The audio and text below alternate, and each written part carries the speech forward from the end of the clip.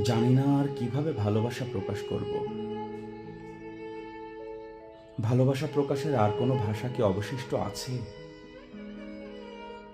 আমার শূন্য বুকের হাহাকার যদি তুমি শুনতে পেতে, তবে বুঝতে আমি কতটা নিঃস্ব।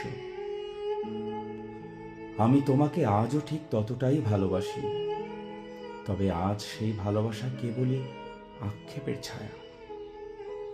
তোমার কণ্ঠস্বর শোনার জন্য আমার প্রতিটা মুহূর্ত চাতকের মতো কাটে।